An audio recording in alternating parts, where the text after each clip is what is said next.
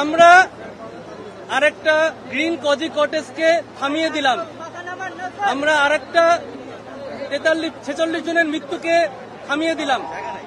আমরা অতি আনন্দের সাথে জানাচ্ছি যে আমরা গ্রিন কজি কটেজ থেকে যে লেসন নিয়েছি সেই লেসনগুলো আমরা প্রত্যেকটা টু দ্য পয়েন্টে আমরা বাস্তবায়ন করেছি এবং আমরা 1847 তার মানে 6টা 47-এ খবর পেয়ে 9টা 47-এ আমরা মানে 1 ঘন্টার মধ্যে আমরা একটা গ্রিন কজি কটেজের মতো এই ক্যাপিটাল সিরাজ সেন্টারকে আমরা এরকম একটা দুর্ঘটনা থেকে থামিয়ে দিলাম।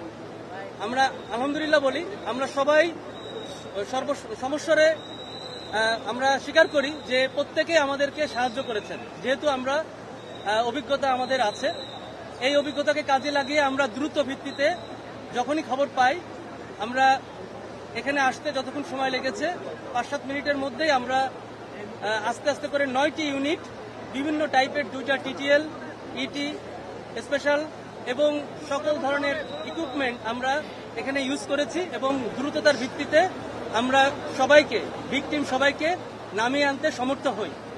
এবং আপনারা জেনে খুশি হবেন যে আমরা খুবই দ্রুত এই কাজটা করতে পেরেছি এবং যারা যারা রয়ে গিয়েছে তাদের একটা মানসিক তৃপ্তির জন্য আমরা নিচ থেকে দ্রুত এই 15 তলা বেয়ে উঠে ওনাদেরকে সান্ত্বনা দেই এবং এখন পর্যন্ত 35 জন রয়ে গিয়েছে নিয়ন্ত্রণের পরেও ওনাদেরকে আমরা সেভ করে রেখেছি।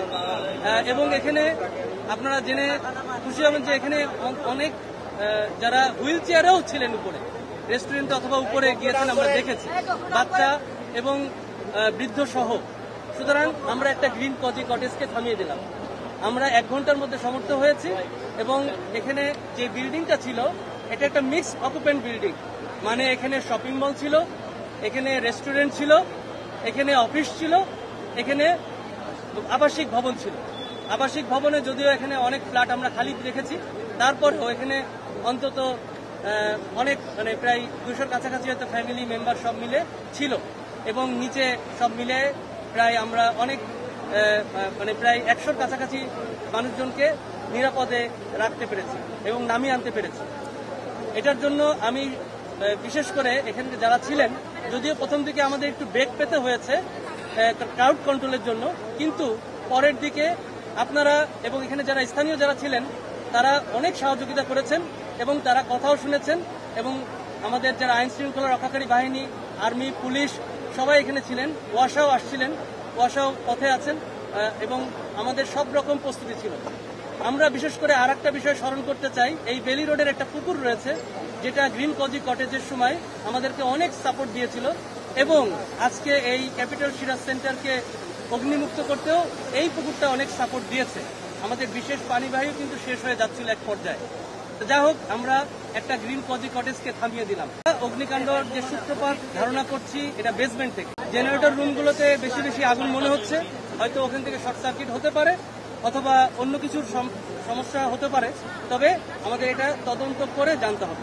গ্রিন কজির আপনারা যে অভিজ্ঞতা বললেন, এখন এই ক্যাপিটাল সিরাজ সেন্টার যেটা, এটা কি কোনো আপনাদের আগুনের যে নিয়ম কিংবা যে কোড অফ কন্ডাক্ট সেটা কোনো ভায়োলেন্স এখানে ছিল কিনা? এই বিষয়টা আমাদের খতিয়ে দেখতে হবে, কতটুকু আপনার কমপ্লায়েন্স ইস্যুতে ওনারা কতটুকু আমাদের সাপোর্ট দিয়েছেন। তবে আমাদের এটা খতিয়ে দেখতে হবে যে ওনাদের ফায়ার সেফটি প্ল্যান আছে কিনা, কার্যকরিতার সনদ আছে কিনা। কার্যকরিতাইটা মেন, যদি কার্যকরী না করা হয় তাহলে আসলে দুর্ঘটনা ঘটতেই পারে। বেসমেন্টে কি কোনো দাহ্য ছিল বা কি ছিল আসলে? বেসমেন্টে কি কোনো গোডাউন ছিল কিনা?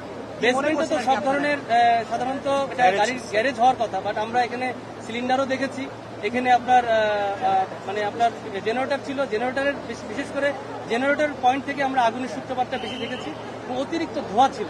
ধোঁয়ার কারণে আমাদের প্রথমে কাজ করতে একটু বেগ পেতে হয়েছে, তবে এটা ধারণা করছি যে জেনারেটরের কোনো পয়েন্টের কোনো ওখান থেকে হয়তো হতে পারে।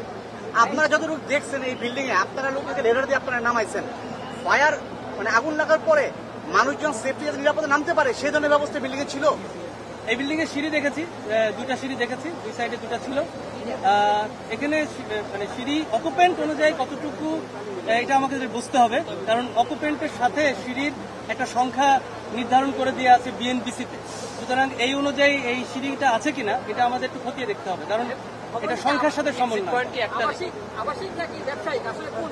আমরা এটা চেক করে দেখতে হবে। তবে এই ভবনটা মিক্স অকুপেন্ট, মানে এখানে আপনার আবাসিকও রয়েছে, তারপর আপনার ব্যবসায়িক মানে ব্যবসায়িক 4টা ফ্লোর রয়েছে আপনার টোটাল শপিং মল, একটা ফ্লোর রয়েছে টোটালি আপনার ফুড কোর্ট মানে রেস্টুরেন্ট, আবার অফিসও রয়েছে।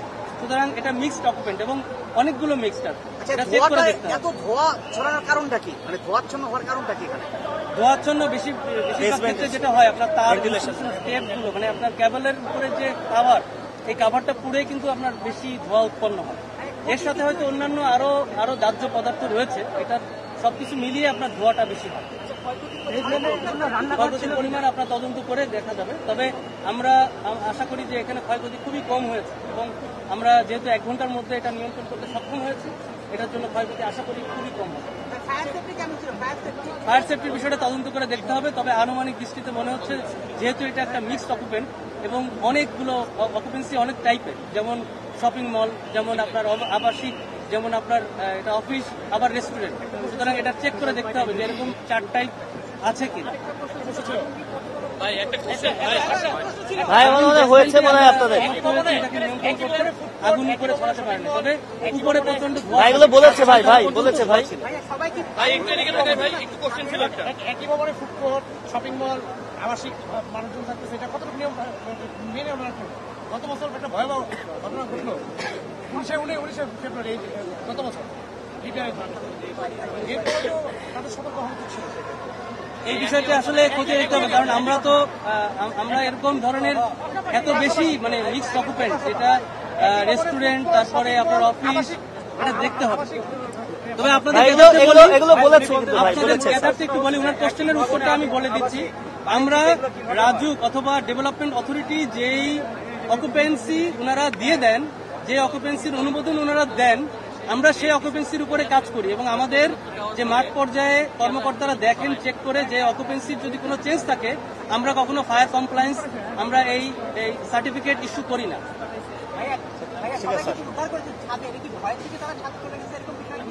এটা তো স্বাভাবিক, দুর্ঘটনা যখন ঘটে আমরা সবসময় পরামর্শ দিই যে যদি আপনি নিচে নামতে না পারেন তাহলে অবশ্যই ছাদে উঠে যাবেন।